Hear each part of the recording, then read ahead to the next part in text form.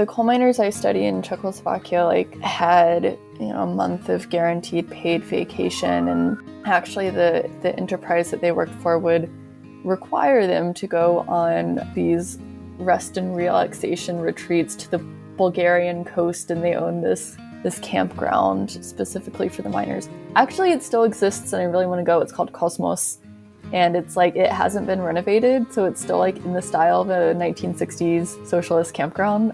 Coal miners in the US and in Britain and in other places have a really long history of labor organization and labor militancy, and did gain more status throughout the 19th and first half of the 20th centuries than they would have without organized labor. But the way that I kind of draw the contrast is that in Kentucky, where I'm from, there was deep antagonism between the miners and the company, and the state was really on the company's side, versus in Czechoslovakia, the state and the miners were kind of a piece.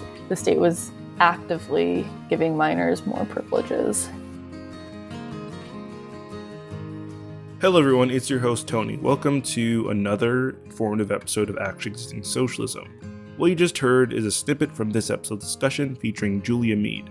If you're a new listener, this show is a podcast dedicated to exploring past, present, and future manifestations of real-world socialism by speaking to those who've studied extensively, lived in, or currently live in a socialist nation. In this episode, we'll be discussing the subject of Julia's PhD research on the often forgotten socialist country, the nation formerly known as the Czechoslovak Socialist Republic. Julia covers for us the prehistory of the nation, the emergence of the communist state, political struggles, socialist successes, and failures. You may recall Julia was on an early episode of the show in which she discussed her research on women in socialist countries. You must watch episode if you haven't already listened to that. I recommend you check that out after you listen to this episode. Julia Mead is an environmental historian of modern Eastern Europe, with a particular focus on energy, gender, and labor. Her dissertation, Socialist Rust Belt, Energy, Masculinity, and the End of Czechoslovak Socialism, traces the rise and fall of the Czechoslovak coal economy from 1948 to 2004, and its relationship to changing norms of masculinity. She shows how coal miners in socialist Czechoslovakia achieved an elite social status and how they lost it almost overnight during the transition to capitalism, all of which we do touch on during our discussion. This show is 100% listener funded and is a solo production, so anything you can spare will go a long way in having me continue this educational project, which requires on my end research, editing, recording, and other work to put together. So if you do wish to contribute, as a Patreon subscriber, you'll gain access to a variety of bonus episodes and content, as well as interesting research notes and short articles. So shout out to my patrons for keeping me afloat all this time on this project. If you're unable to contribute in this way, no problem. You can help out by sharing this episode and by following us on Twitter at AES the Podcast. You can also subscribe to the show on your preferred podcast platform to get new episode notifications. Also, feel free to leave a review if you have the time, or even just a star rating. It goes a long way with the algorithm. I recommend checking out the back catalog as well when you have the chance. You already know it, but the best way you can help out the show is by engaging in local worker struggles, whatever form that may be. The opening interlude for this episode is a British newsreel from 1948 discussing the successful communist coup.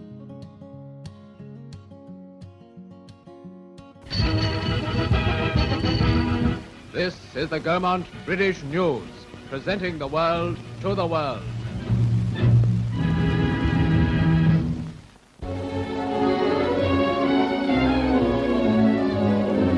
Turbulent days in Czechoslovakia and huge crowds of workers gather in Prague as the new, mainly communist government comes into power. Klement Gottwald, the communist premier, himself announced that President Beneš had bowed, as he put it, to the will of the people. Pokud běží o uskutečnění nové ústavy, navrhujeme novými lidmi. The following day saw more mass meetings, this time centering round an assembly of the trade union committees. Thousands listened intently as Premier Gottwald outlined his government's program and sought to justify the communist seizure of power.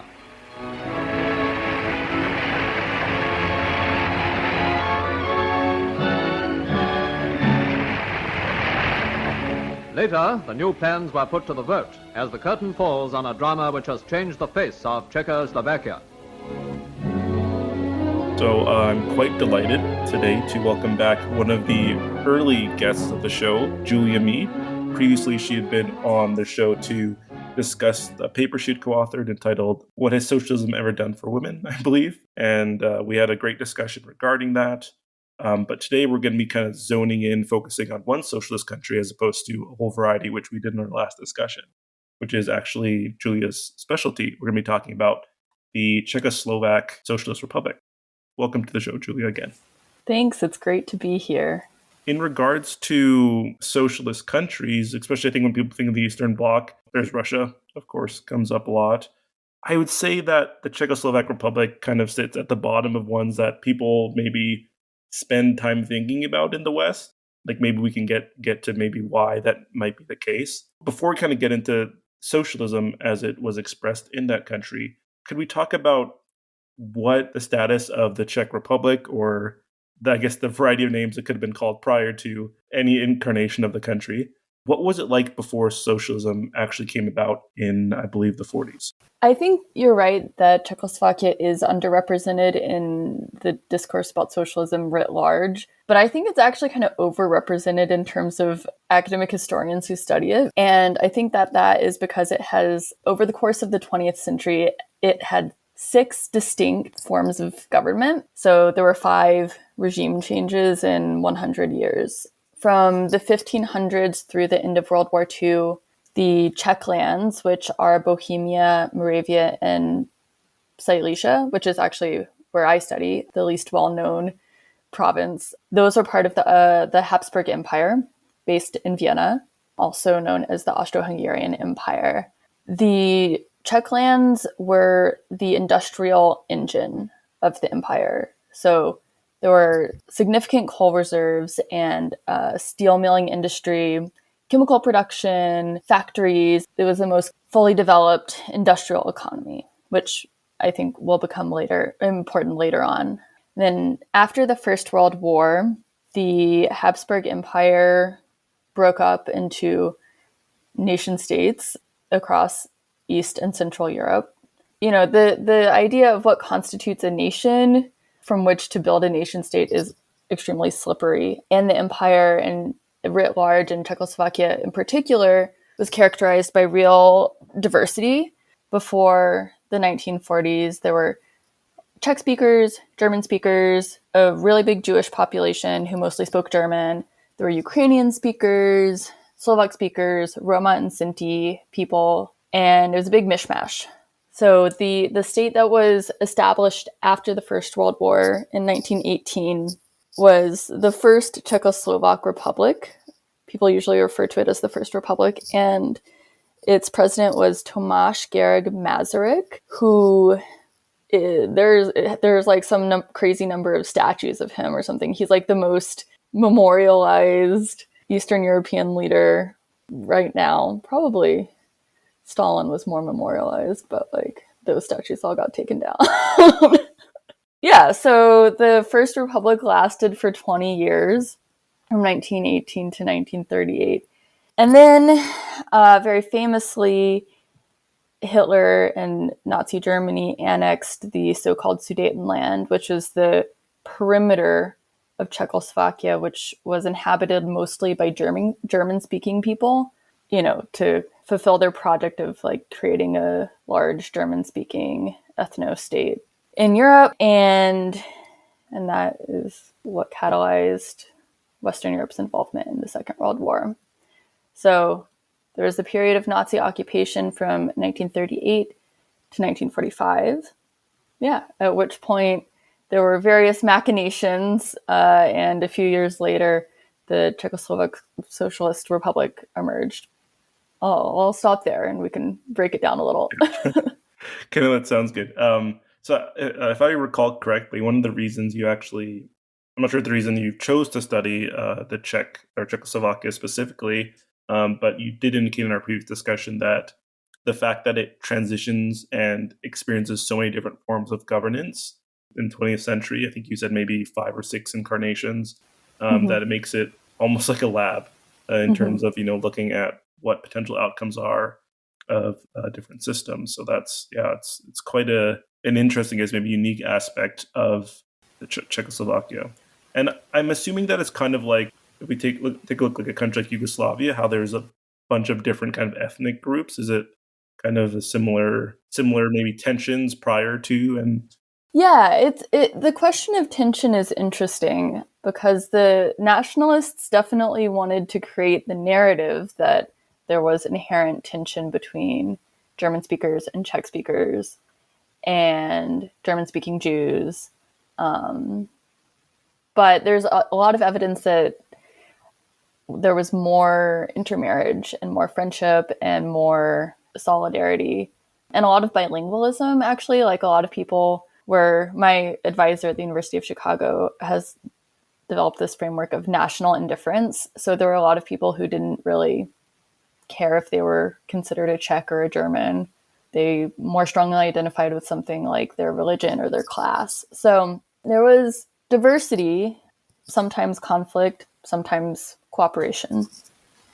Yeah, thanks for that clarification. Many countries in the 20th century that ended up going down a socialist path, I guess you could argue, the Soviet Union, China, Cuba, Vietnam, Laos, they often had a revolutionary process that took place over many decades even, or years at least, and had a socialist movement that ended up taking power. But from what I understand, the way socialism emerges as the form of governance in Czechoslovakia, that's not necessarily the case with that in other countries post-World War II. Could you explain how it did become a socialist country, unlike other ones? This is really important and somewhat complicated and misremembered. After the Second World War, there were free and fair democratic elections in Czechoslovakia, and using the parliamentary democracy model that they had during the interwar period. In that election, the Communist Party won 40% of the vote. So that was more than any other party by a lot. They resoundingly won a plurality fairly, democratically. The government established itself, and it was a coalition government of communists, social democrats, and then there were other smaller parties of Christian Democrats and liberals and stuff like that. So that democratic communism existed for 2 years, and then communism writ large in the region was becoming less popular, I think largely because of the growth in Cold War rhetoric. Churchill's Iron Curtain speech was in March 1946. And also the Marshall Plan was being developed, which explicitly excluded communist countries from receiving American money. Yes, of course. Yeah. So, if you're like a Czech voter in 1947, you're like, oh, maybe we should try and hitch our wagon to the American ship. Sorry for my mixed metaphor. But anyways, it looked like the communists were going to lose seats in the upcoming election. Under pressure from the Soviet Union, they staged a coup, basically. The president at the time, Edvard Beneš, basically capitulated to the coup because he didn't want to have a civil war, and he worried about Soviet invasion. There was an election in 1948, and there was one party on the ballot, and it was the Communist Party. So that's how we got the Czechoslovak Socialist Republic that we know and love. After World War II, of course, many countries ended up being occupied by the Americans, British, or the Soviets after, ended up being, I guess, segmented in a way between generally the West and then the Soviet Union, East Germany, Korea, Vietnam, and other places such as that. So did that process not occur in Czechoslovakia? No, it didn't, but it might have, I think, if things had shaken out a little bit differently. There were different regions were liberated by American and Soviet troops, pretty much 50-50. And throughout the communist period, actually, there was this push and pull between Western and Eastern affiliation, but it ended up that they were fully in the Eastern Bloc.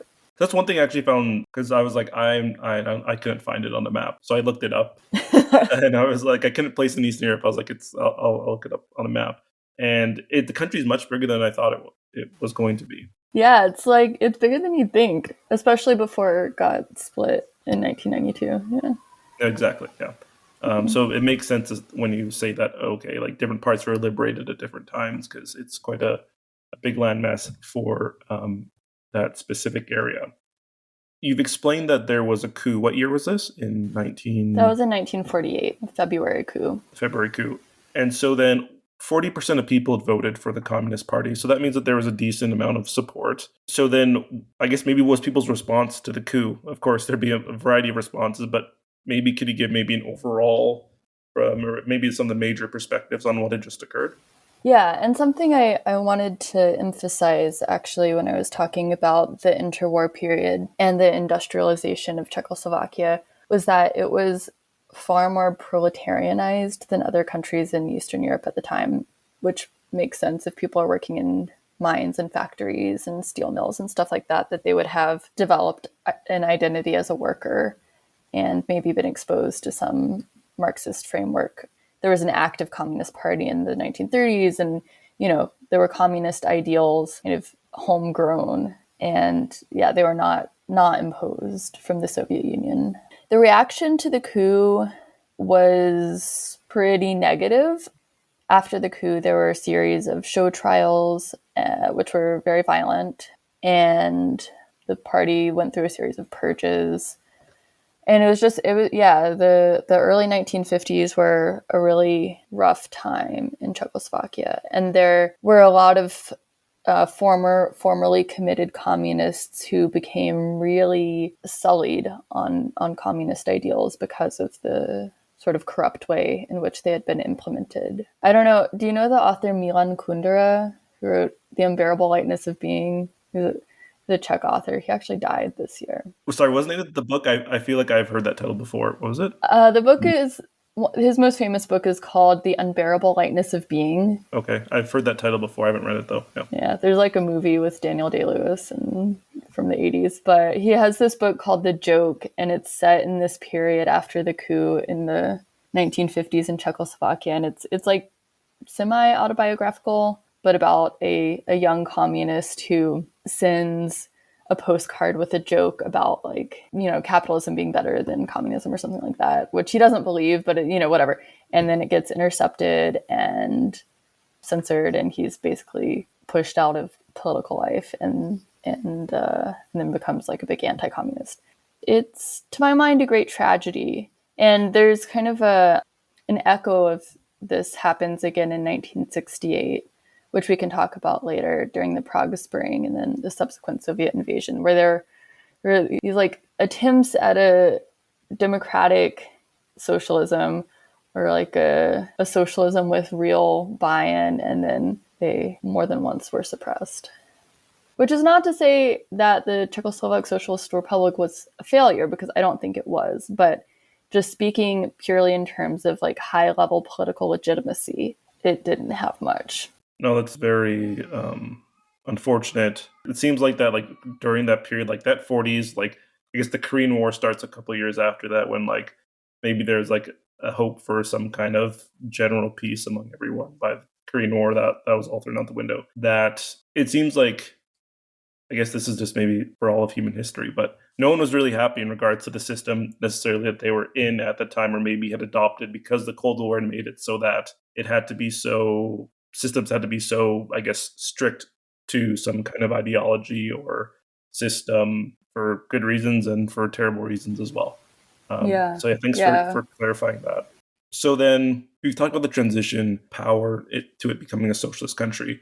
So then what are examples then of what Czechoslovakian socialism looked like, whether that's like policies or things people experienced? This was a fun question because it really did force me to think about what is specific about this place in which I am so immersed. And I think one thing I mentioned earlier is still relevant, which was that it was the most industrialized part of the Habsburg Empire and the most industrialized country in interwar Eastern Europe. And that meant that there was already the infrastructure and technical expertise for a lot of heavy industry.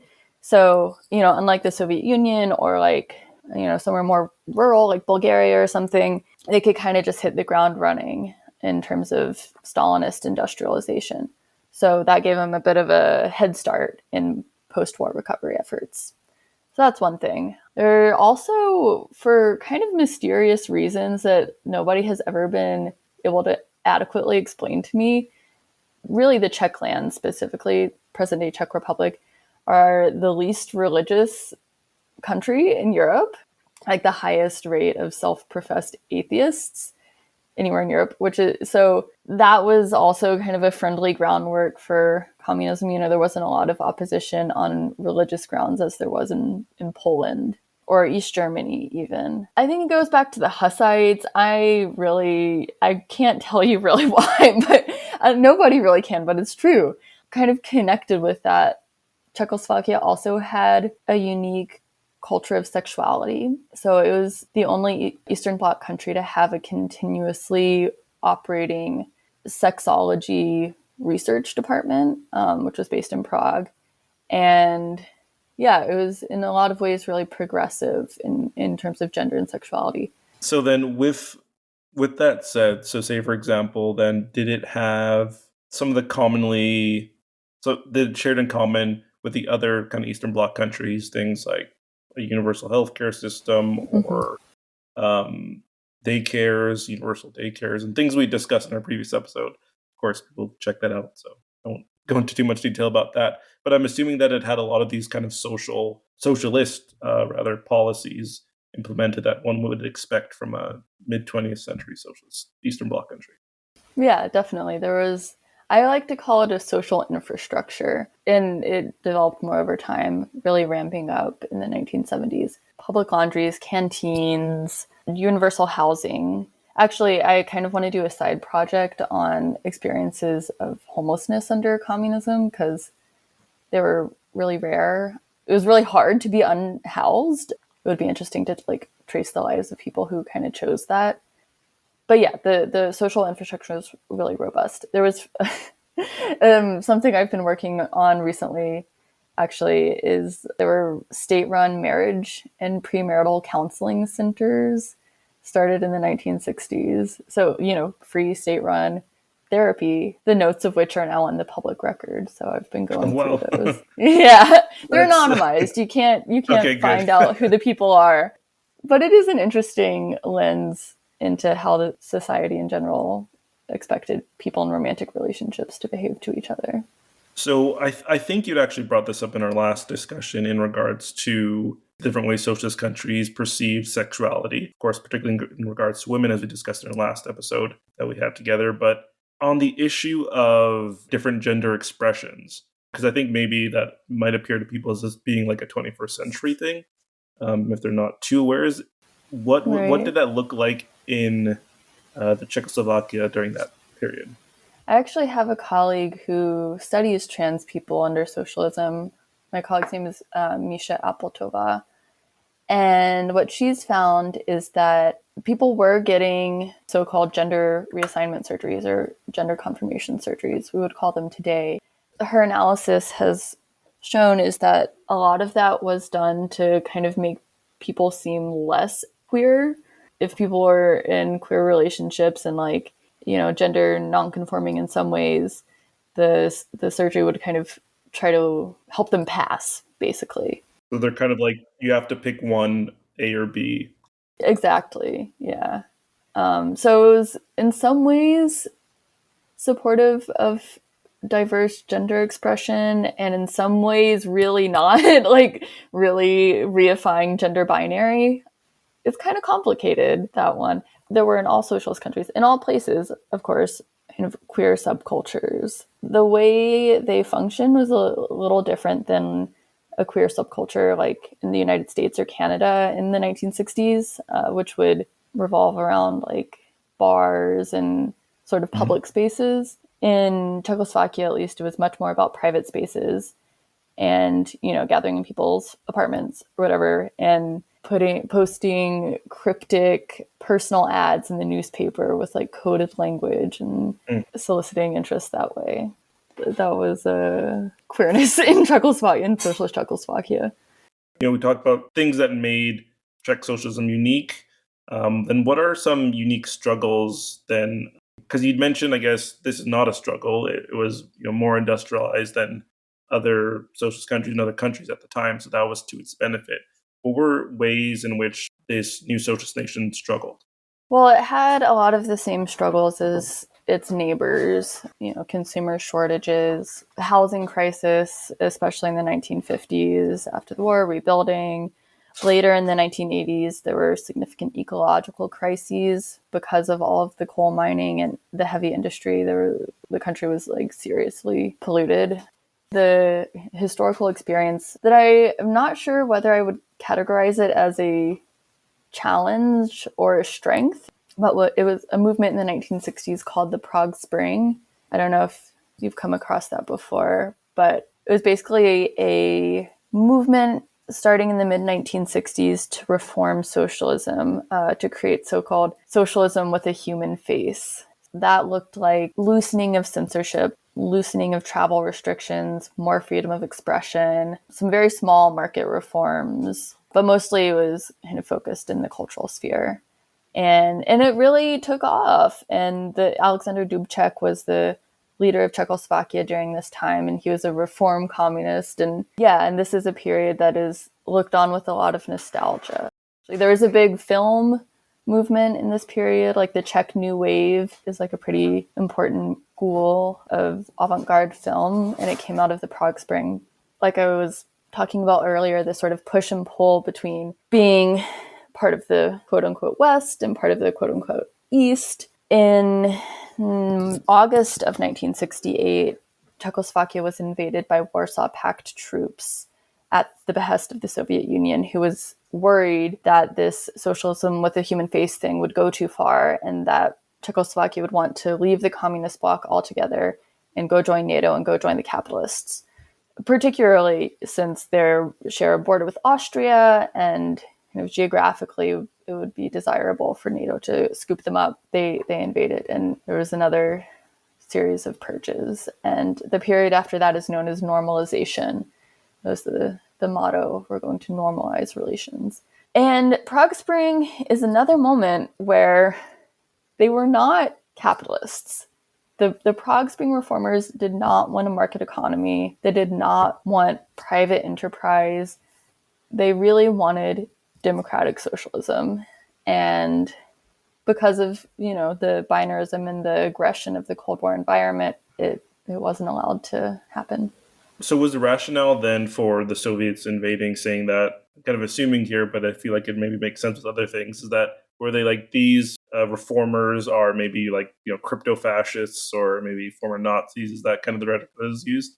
Yeah, I don't know if anyone was accused of being a former fascist, probably somewhere in the ranks, because that was such a potent, destabilizer of any sort of authority. They were fascist. I actually one time found this letter in the archives. I was working in the mining archives, and it was a woman who had written to the Ministry of Mining who was like, my husband is about to come up for retirement, and I think that he does not deserve his pension because I know that he collaborated with the Nazis during the war. And also, he just left me for a woman who's 20 years old. I was like, was he a collaborator, or are you... That's wild. Yeah. Sorry, just talking about fascism. I watched the Barbie movie yesterday, and have you seen it? I have. Like, there's a scene where she meets, I guess, the girl that's brought her to the real world, and Barbie's expecting her to be like, oh, like, you're the best person ever, right? But instead the girl's like, no, you've created this like unrealistic picture that women should aspire to, and blah, blah, blah. And at the end, she calls her a fascist, which I thought was hilarious. Yeah, I thought that was funny too. I was like, I'm not a fascist. Yeah, no, that's definitely a highlight of the movie. So then the Prague Spring occurs. Mm-hmm. Does this cause people to leave the country en masse, as like happened in Hungary, I believe, like a decade earlier? Yeah, a lot of people emigrated after the Prague Spring. If you find out about any Czech person who wound up in Western Europe or the United States or Canada before 1989, it was probably after the Prague Spring that they left. Yeah, it's that in itself creates kind of an interesting memory sphere. That type of person who immigrated naturally probably has a pretty sour taste in their mouth. Like I've encountered this in my own life and people I've met, scholars and teachers and just like regular people who are just like, some of the most intense anti-communists you will ever meet are people who left Czechoslovakia after 1968. And yeah, I mean, they didn't stay. Like the period after 1968 is getting a lot of scholarly attention right now. I'm most interested in it because it was non-democratic. It was the initial fervor of Stalinist industrialization had worn off, and yet it was like actually a pretty stable society. Period of like consumer socialism. So the 5-year plan started prioritizing making like TVs and clothes and stuff like that. And so people had more stuff and were more focused on their private lives and hanging out with their friends and their family. And and the social infrastructure that we were talking about earlier really became more fully developed in this period. So for the people who didn't leave after 1968, there's actually a lot of nostalgia for the 70s and 80s now, for this sort of pace of life and the stability and, the absence of economic competition. That sounds boring, actually, unless it's about gulags or purges or That's all we care about. anything like that, then it's just not worth looking at. That's actually incredibly interesting, especially the divergent perspectives that emerged from those who stayed and those who didn't stay for a variety of reasons. So moving on, how did the Czechoslovak Socialist Republic fit into the wider international socialist bloc? So as I keep saying, it was really industrialized, so lots of factory production. There was actually the chemical industry for the Eastern Bloc was based in Czechoslovakia, so more pollution, I guess. And also its status as the most western part of Eastern Europe meant that it was really romanticized by a lot of people. So like I've seen records of Soviet citizens calling Prague our Paris, and like I would love to go to Prague someday. I can't make it to Paris, but I can go to Prague. I think from some other parts of the Eastern Bloc, it was seen as like one of the best socialist countries you could live in because of the relative material prosperity and, the pretty buildings and stuff like that. I believe this was, I did a discussion with Gerald Horn Cool. a couple months ago, and I guess maybe he's writing a book about this now, about the Black Panthers, and one of the stories he kind of brought up in the discussion that we had was the Black Panthers at one time, I think, went to the embassy of the Czechoslovakian Socialist Republic and actually asked them for arms, for like to have them send them guns and things like that. So did they do it? I'm not too sure now what exactly happened, but I think there's an understanding that they would at least that there was a chance, right? Which is I thought was interesting. That is interesting. Do you happen to know how they fit into maybe because say for example during the 20th century, the Soviet Union and East Germany, other countries are supporting these anti-colonial movements in Africa, Asia, etc. Mm-hmm. Do you know if Czechoslovakia played any kind of unique role in that process? I know that they did specifically support an anti-colonial movement in somewhere in the Caribbean. Somebody near Trinidad. One recently told me this. But yeah, they were very much a part of the larger socialist world supportive anti-colonial movements. There was actually, I think, specific involvement in Vietnam.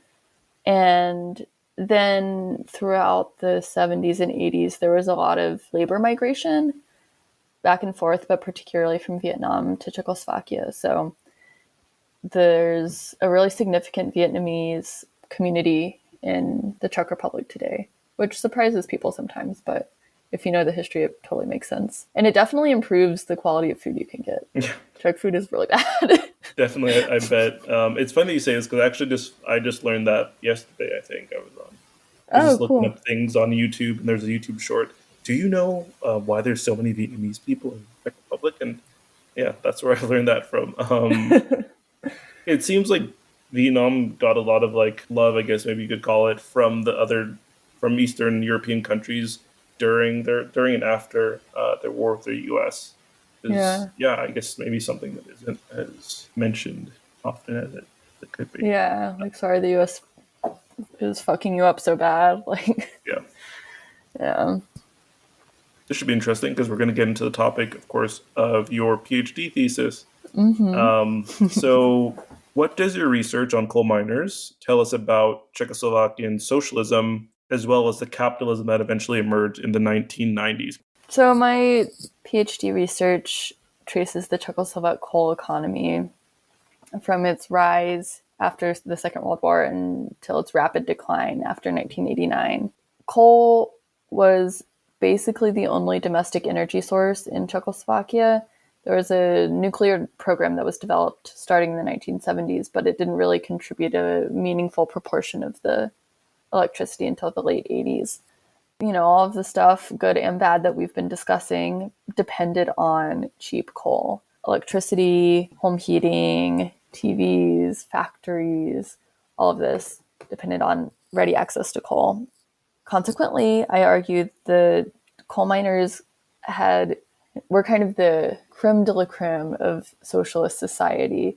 They had material benefits to their jobs that other workers didn't have, even other industrial workers. Like they had special access to private cars and fruits like bananas and oranges and stuff like that. And they could basically just do whatever they want. And their salaries were way bigger than other workers, and they were the elite. And then after 1989, the coal industry, like all industry, was privatized. And the Czech Republic used a method of privatization called voucher privatization, which is just wild. You know, Milton Friedman came up with it. It is neoliberalism in its most pure form. And the way it worked was that all of these state enterprises were inventoried and estimates as to their value were made. There are these like coupon books that were available for sale to all citizens over 18 for a nominal price. And, you know, you'd buy one and then you'd like exchange your coupons for shares in different companies. And so like in theory, this means everybody can be a free agent on the market making their rational decisions, right? And in practice, what you have is people who have only ever lived under socialism, who have no concept of what it would mean to become an investor or a shareholder, and who really don't have a desire to make profit, and they don't have an understanding of financial investments as a mechanism for financial security, because that was always, you know, guaranteed by the state in a direct form through pensions and housing and food and everything like that. So people have these coupon books. Actually, firstly, a lot of people opt out. They're like, no, I'm not going to bother. And then the people who do opt in, there are all these investment funds that crop up, investment funds, like kind of pretend mutual funds, which were really just scams. And they sucked up people's vouchers, took all their money, collapsed, set up shell companies in Cyprus. And and what happened in like 5 years was that all of this state property that had been so developed by the state and by workers and truly was communal property owned by a handful of capitalists. So, yeah, I'm getting worked up about this. It's it makes me so mad. It makes me so mad. So, but in looking at coal miners in particular during this period of transition, I have learned a few things about the subjective experience of the transition from socialism to capitalism. One of my big sources that I'm working with right now is a newspaper published by the Independent Mining Labor Union that developed after 1989. Because they're like, oh, fuck, this industry is going to collapse and they're going to renege on all of our contracts and, you know, everything that we are expecting. Like, we need to have some organized labor here. And so they publish this newspaper and people write in op-eds and stuff like that. In reading it, it becomes very clear that they have no desire to be capitalists. Like, they have no desire to have a profit or to earn a profit or to kind of engage in financial competition or take on financial risk. Rather, they are very comfortable taking on physical risk because they're miners and in turn expect a guarantee of financial stability.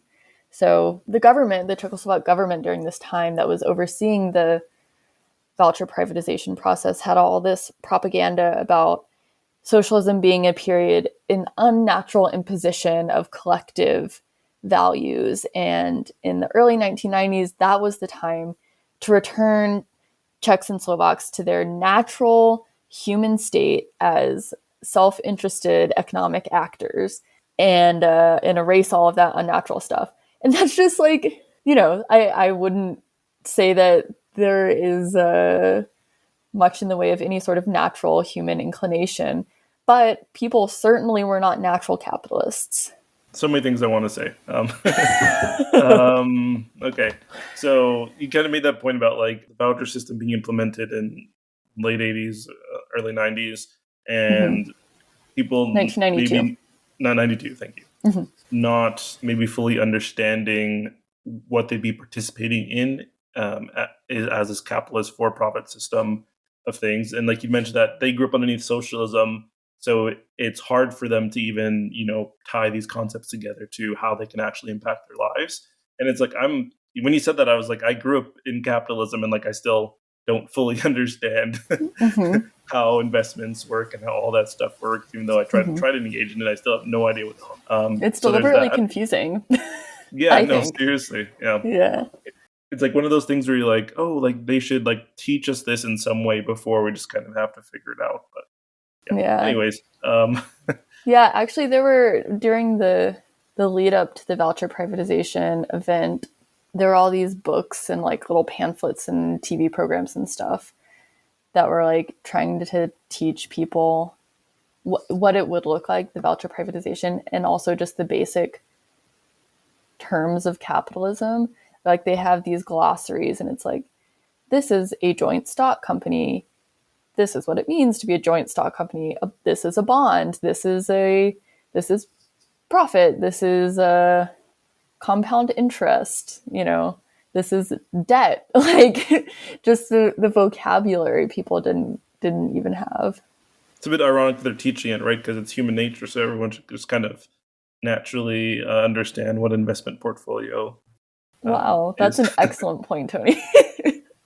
Yeah, so we'll get more into this, I get, but in a sec. But coal miners, you mentioned how they were treated well. I believe where you're from in the U.S. was actually a coal mining area as well, or former at least. Yeah.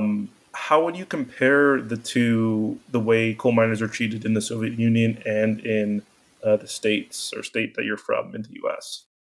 Pretty different. The coal miners I study in Czechoslovakia had a month of guaranteed paid vacation, and actually the enterprise that they worked for would require them to go on these rest and relaxation retreats to the Bulgarian coast, and they own this campground specifically for the miners. Actually, it still exists and I really want to go. It's called Cosmos, and it's like it hasn't been renovated, so it's still like in the style of a 1960s socialist campground. Coal miners in the US and in Britain and in other places have a really long history of labor organization and labor militancy, I'm sure and did gain more status than throughout the 19th and first half of the 20th centuries than they would have without organized labor. But the way that I kind of draw the contrast is that in Kentucky, where I'm from,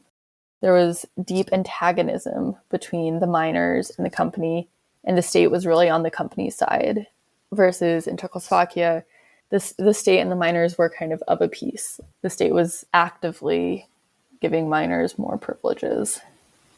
Yeah, no, that's quite a difference, of course. In the, a few years ago, there was that TV show based on the events of Chernobyl. The naked Polish miners. Yes, yeah, exactly. So the miners in that, one of the things I think that people maybe, I guess, can call the fact check or whatever, was on how those people were either presented or even, I can't remember who it was, but essentially like they had this guy who was like in a suit or whatever, and they made him seem as if he was some like far off bureaucrat that doesn't really engage with the workers at all, kind of thing, and the workers are all like covered in soot and stuff like grime, and then this guy's just from the center and he has no idea what he's talking about.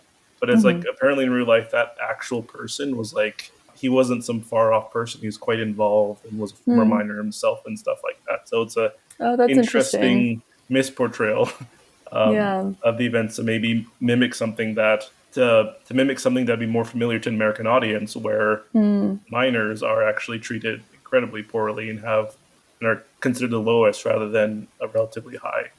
Yeah. Society. So it's a reversal. I thought that was interesting. That is extremely interesting. That show in general it's like such a kaleidoscope of expectations. Imagined Soviet past, foreign American audience from British producers, like, with, that's a good point. Yeah, there's so many different kind of contrasting hands in the pot, so to speak. I think my favorite scene in that is when, I can't remember what it is, but early on, there's like a meeting of like some local politicians, and one of them says something, and they all start like chanting or clapping. Do you remember that scene? And it's Yes, like stomping on the table or still slamming on the table, and I was like, yeah, that's totally what Ukraine was like at the time. Yeah. Everyone. Then could you speak more to the coal miners? Because I know an aspect of your study is on masculinity as well. How does that figure into? I think masculinity is a powerful political force. So in the case of miners, I have seen evidence in my research that the sort of excesses of masculinity, particularly domestic violence and workplace fighting, alcohol abuse, and those sorts of things, which are, not unique to men, but do constitute a particular form of masculinity, that those were basically tolerated in socialist miners because they had earned the right to it, basically, to behave however they wanted, because they took on this enormous burden of physical risk to provision the nation with energy. So the kind of tenuous balance that came along with being the heroes of socialism. Like, they were in some ways incredibly disciplined by their labor. In other ways, the state was very permissive. I think also, to go back to the transition to capitalism, one thing that was particularly disorienting for coal miners and industrial workers in general was this sort of shift in expectations of what it meant to be a masculine man. In the socialist period, masculinity was rooted in solidarity, in physical risk, and comradeship, I think. That's what I would argue. A sort of like emasculated caricature would be a Nazi collaborator, or like a sniveling capitalist or bootlicker or something who is outside of the brotherhood. And then all of a sudden, under neoliberal capitalism, the individual man, kind of not entrapped in this network of obligations to his peers, became the masculine ideal. And in fact, being in direct competition with them, in direct financial competition with them. I describe it as a shift from comradely masculinity to entrepreneurial masculinity, a shift that happened, I can't snap, but really fast, and on the level of ideology, and then on the level of people's actual lives, like, a lot of people just didn't adapt, and rejected the entrepreneurial masculine ideal and struggled. And so then would you say that the miners are kind of treated, at least within the Soviet Union, might be a terrible analogy, but because it might not even work within the Soviet Union's that country's context as a socialist country, but like athletes are today, as in at essentially any level of sport, where it's like, oh, like, because he's so good and does all this stuff for us as a team, it's okay if they do X, Y, and Z. We'll kind of sweep it under the rug or cover it up, or it's like boys will be boys, miners will be miners, kind of thing, right? That's actually an excellent analogy. Thank you for coming up with that. I might use that. Make sure you cite me in your thesis. That's okay. No, I'm just kidding. I would love to cite you. Thanks. So, kind of moving on here, we've talked a lot about, of course, the Czechoslovak Republic today. A lot of the things we talked about, I'd maybe briefly heard at some point. You mentioned some things like, okay, Prague Spring, I kind of know what that is, but not really. And you've given us a lot of context. So why do you think that a lot of these events that you spoke about and realities often gets overshadowed by the experiences in other socialist countries, such as, of course, the Soviet Union, Cuba, even, and any other country? Could you explain why this nation, which existed for quite a while, has been so obscured in the West? It's an interesting question. I'm also very interested that is your experience, because I've been so immersed in this for so long. I feel like I've lost all perspective. But I would hazard a guess that one of the reasons is linguistic. The Czech Republic is such a small country, so few people who are not born there bother to learn Czech. It's like pretty inconvenient to do so. So of course you can like learn about things, history and translation, but language learning is, a big way that people learn about history. And it does give you access to a sort of deeper level of knowledge. So that's one reason. And I think another is that it's like so full of contradiction.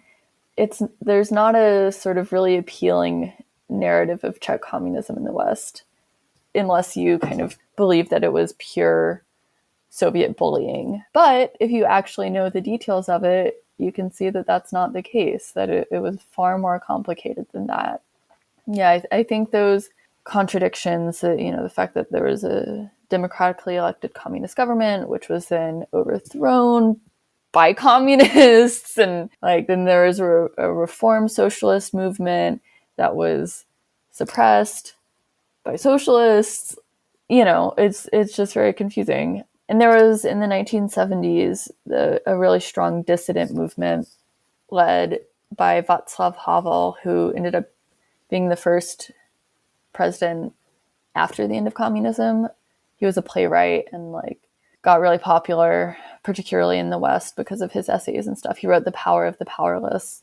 So the dissident movement tried to shame the normalization government in the 1970s for violating human rights, even though it had been a signatory to the UN Charter of Human Rights. And those people hated the state, but they weren't capitalists. They just wanted to be able to publish their avant-garde poetry without censorship. So I think that this is perhaps one of the reasons why in the United States and in Canada, we don't learn so much about Czechoslovak history. I was expecting a much grander conspiracy than that. I'll try to come up with one. So language makes sense. And I actually recently recorded several episodes about the DPRK, about North Korea. And I've talked to some tour guides as well as someone who actually grew up there.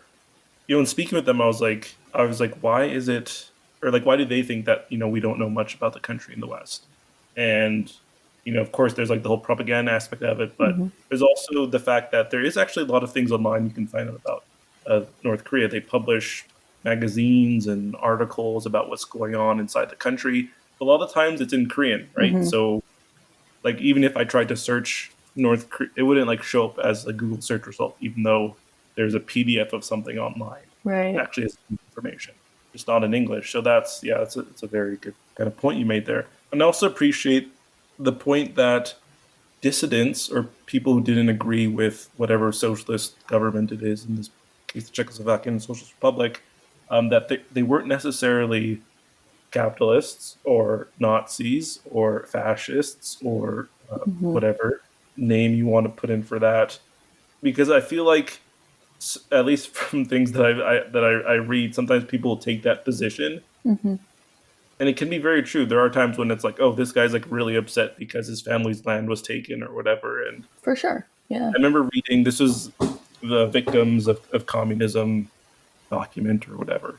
And it was talking about this one guy, and in his story, he was talking about how upsetting it was that when he went to school, there are other people who got in to the same school he was in through affirmative action, essentially. And he was bitter about that, right? And it's kind of looking at the guy, giving him the side eye, right? That he's not, coming from a place of just, hey, I want to be and do things that aren't always, constantly restricted. So I appreciate distinction you brought in. Was there anything else you wanted to mention that you're like, what's something that you're like, I wish people knew? The stuff about voucher privatization I'm really passionate about, because I think there is still this narrative that in the Czech Republic, the transition to capitalism was successful. Like, if you visit Prague as a tourist or whatever, it's like beautiful, and there are, you know, cafes, and it's just like a Western European city. You would never even know that there were communists there. And one, that does not at all hold if you go to other parts of the country. Prague really is kind of a distortion because of so many Western companies set up their Eastern European headquarters in Prague in the 90s. So there's this influx of foreign capital that really only stayed in the capital city and didn't, had no sort of bearing on anybody else's life. But also the macroeconomic indicators obscure a lot. I guess the transition was successful in that it did create some wealthy people, but it also created a lot of poor people. Like, that's the nature of wealth, right? It tends to be predicated upon inequality. Through this particularly pernicious and slippery and totally legal mechanism of voucher privatization. Yeah, it really gets my goat. Like, I feel like out of everything that I've ever seen about the transition of the Eastern bloc to capitalism, of course, outside of like socialist things that I would read, they rarely seem to mention kind of like what the like the voucher thing. Yeah. I never heard of that until like I'd read it somewhere, and you've given us an explanation here. But it's like market reforms were brought in and things changed, and that's it. That there's no kind of like specific program for the everyday person. There's companies coming in and stuff like that. There's investment and there's a lot of passive voice used when describing the transition to capitalism. Reforms were made, like by specific people for their own ends. Usually, like a lot of the people who made the most money off of privatization in Czechoslovakia, at least, were Czechs who had immigrated after 1968 to the West. And then after 89, they had the language skills, so they could, navigate the government bureaucracy and, act as advisors and stuff through the privatization process. But then they also had the sort of capitalist literacy that you get from going to business school or whatever. And there's one person I'm thinking of in particular. His name is Zdeněk Bakala, and he bought up all of the shares of the coal company and really fucked people over. But he went to Dartmouth Business School and lived in the U.S. after escaping from communism. So no, there really were specific people who with specific interests. Another thing that, while I'm on my soapbox here, a sort of linguistic parallelism that a lot of people use to describe this period is the transition from communism to democracy. I'm sure you've heard that, like the transition to democracy, and it's like it completely obscures the economic transformation. And it also reifies the idea that democracy is synonymous with capitalism, which, we know that that's not true. And it also erases, that's a very good point, also erases the fact that social infrastructure, I would like that term to use, social infrastructure is like a form of democracy, right? It's not necessarily something you vote on, having a universal healthcare system, right? But it makes it so that people are able to, it's something that's done for the majority of people, not just for a small group. Yeah, totally. The demos. Exactly, demos. Exactly. Yeah. It's in the word. Yeah. I really think that focusing on the 1989 transitions through the lens of democracy obscures the most interesting parts of them. So on that note, that's a great place to end and bring you back on to honestly to talk further about the transition itself. But of course, we can get to that once you've done your PhD. I would love to. Okay, no, that'd be great. So Julia, thanks again for coming on to the show. Thanks for having me. Julia has already been on the show. She did an episode on women in socialism. We actually touched on some similar points, but in more detail, such as, for example, how the transition impacted women in Eastern Bloc countries. So, of course, I recommend people check that out. Yes, I'd just like to say thank you, and hopefully I'll talk to you again in the future. Yeah, I hope so. Thanks very much.